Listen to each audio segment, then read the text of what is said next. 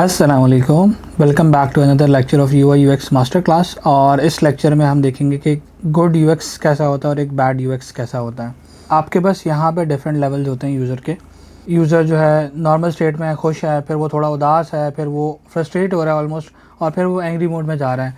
तो हम एक बुरा UX का क्या इम्पैक्ट होता है और एक अच्छे UX का क्या इम्पैक्ट होता है वो हम इस लेक्चर में देखेंगे।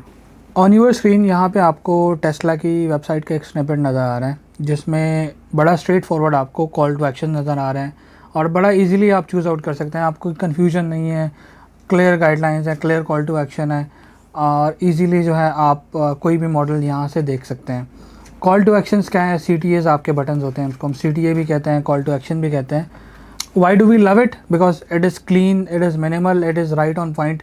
यूज़र को जो रिक्वायर्ड है वो वहाँ पे नज़र आ रहा है और बहुत इजी यूज़र फ्रेंडली नेविगेशन है। अगर आप कभी यूज़र फ्रेंडली वेबसाइट देखें टेस्ला की, वहाँ स्क्रॉल करें आप उसको, तो आपको पता चलेगा कि why do I call it user friendly.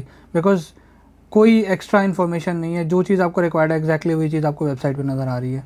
एक और एग्ज़ाम्पल एक बैड UX की, ये एक एप्लीकेशन है, मोबाइल एप्लीकेशन है, जिसमें बेसिकली क्या है कि आपने एक टिकट बुक करनी है, आपने यहाँ से सिलेक्ट किया, लेकिन जब आप इस स्क्रीन पे आए तो अगर आप यहाँ पे देखें तो यहाँ पे फ़ीस क्या थी, 58.69 यूरोज़, बट यहाँ पे हिडन फ़ीस इन्वॉल्व हो गई। अब ये इसका जिक्र होना चाहिए था कि बेसिकली कितनी हिडन फ़ीस है। अब वाई वी हेटेड, बुरा UX इसमें क्या है? एक तो ये होता है कि सबसे पहली चीज़, जब आप चेकआउट पे आते हैं वहाँ पे एड्स होते हैं जो कि आपको डिस्ट्रैक्ट करते हैं चेकआउट कंप्लीट करने से। वो बड़े अनोइंग होते हैं, जिससे यूज़र एक्सपीरियंस ख़राब होता है। दूसरा, हिडन फ़ीस है, मिसलीडिंग मैसेजेस हैं, कोई भी ऑफ़र्स आप एकदम से ना, आपने स्क्रीन नेविगेट की, एकदम से आपके पास पॉपअप आ गया स्क्रीन पे कि लेट्स सपोज ये वाला ऐड आपके पास यहाँ पे ओपन हो गया। आपके लिए बड़ा अनोइंग हो जाएगा कि आप जो है बेसिकली फॉर्म फिल कर रहे हैं और एकदम से एक सडन पॉपअप आ गया जिससे आपका जो है रिदम टूट गया। तो that's why we hate it. How to fix it? You need to recreate and retrace दो स्टेप्स कि कौन सी इन्फॉर्मेशन कहाँ पे डिस्प्ले करनी चाहिए। यूज़र को इरिटेट नहीं करना चाहिए। तो एक ट्रांसपेरेंट बुकिंग होनी चाहिए जहाँ पे आप बताएं कि ये हमारी हिडन फ़ीस है और ये इसके चार्जेस हैं, ये टोटल आपकी अमाउंट होगी। जिस तरह इस स्क्रीन में था तो यहाँ पे हिडन फ़ीस थी, यहाँ से हम जज नहीं कर सकते कि यहाँ पे एक्स्ट्रा फ़ीस कहाँ से आ गई। फिर ये एक वेबसाइट है, मोबाइल एप्लीकेशन है यहाँ पे ज़ेडसा की, और इन्होंने क्या किया बेसिकली कि इन्होंने एक बुरे UX से अच्छे UX की तरफ गए। तो ये उनकी एप्लीकेशन के कुछ स्क्रीनशॉट्स हैं।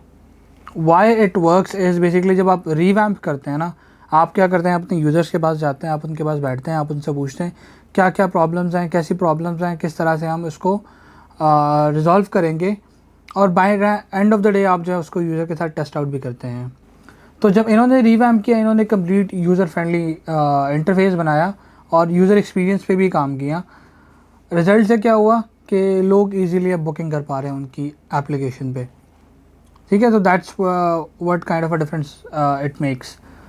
उसके बाद आप जूम का देख लें, आप अपनी रियल लाइफ में जूम एप्लीकेशन यूज़ करते हैं। जूम का कितना बड़ा स्ट्रेट फॉरवर्ड जो यूज़र इंटरफेस है। आपको मीटिंग लिंक एंटर करनी है, अंदर आपने ज्वाइन कर लिया, कोई एक्स्ट्रा इन्फॉर्मेशन नहीं, and that's why we love it. अच्छी कलर स्कीम है आपके पास, अच्छा लेआउट है, कोई क्लटरनेस नहीं है। एक वेबसाइट है which is called IMDb's website, जहाँ पे आप अपनी फेवरेट मूवीज़ वगैरह देखते हैं। अब इसकी एक और एग्जांपल नेटफ्लिक्स भी है।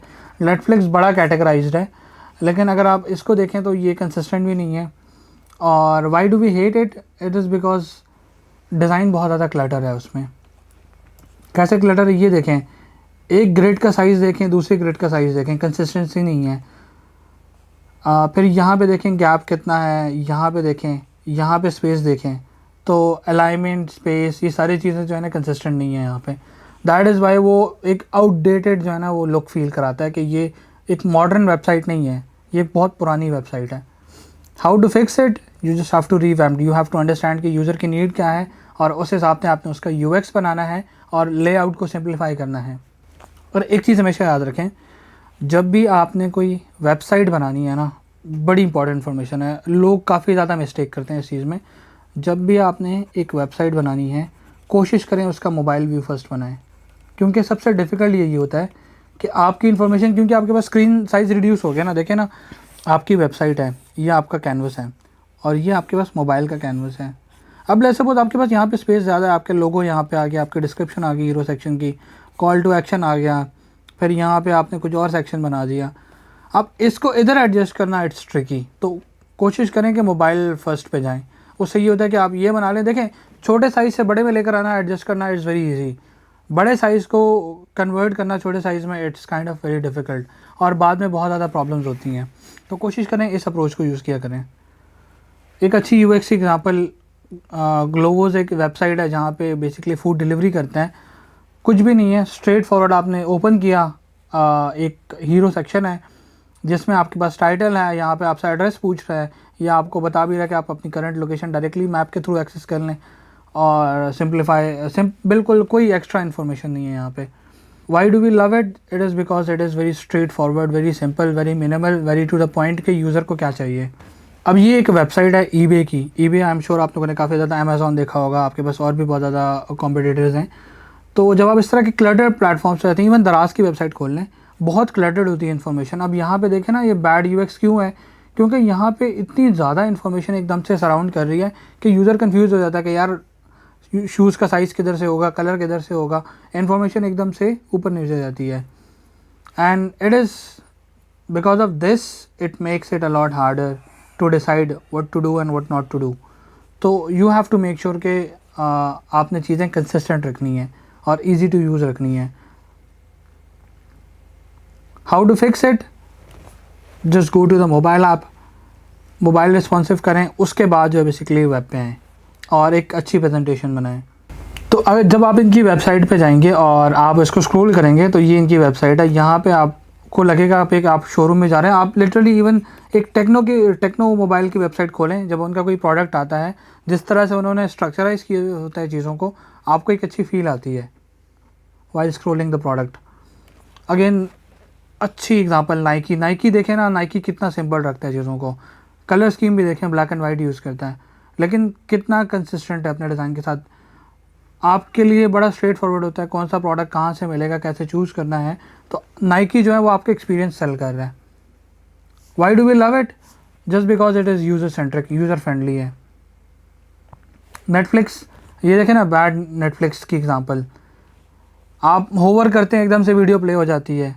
मतलब लेट्स सपोज आप स्क्रॉल कर रहे हैं, इमेजिन करें कोई भी चीज़ आ गई और एकदम से वीडियो प्ले हो गई, तो that is not a good experience. शायद वो यूज़र प्ले नहीं करना चाहता हो, लेकिन उसका ऑटो प्ले एकदम से पॉपअप होके आ जाता है। सो ये देखें, this is not a good experience part. अगर यूज़र ने करना है तो बेसिकली वो क्लिक करके भी उसका प्रीव्यू देख सकता है, बिकॉज समटाइम्स ऐसा कंटेंट आ जाता है जो कि आप नहीं देखना चाहते, तो पार्ट ऑफ दैट आपका एक्सपीरियंस ख़राब कर सकता है ये। ठीक है, so not everyone is interesting in seeing all of this information. How to fix it? जैसे मैंने आपको सोल्यूशन बताया, तो ईज़िली आप उसको रिजॉल्व कर सकते हैं। And that's pretty much it for this lecture. इसका जो सेकंड पार्ट है वो हम कवर करेंगे अगले लेक्चर में, जिसमें हम थोड़ा सा इन डेप्थ देखेंगे कि किन चीज़ों का ख्याल रखना है एक अच्छी यूएक्स को मेंटेन करने के लिए।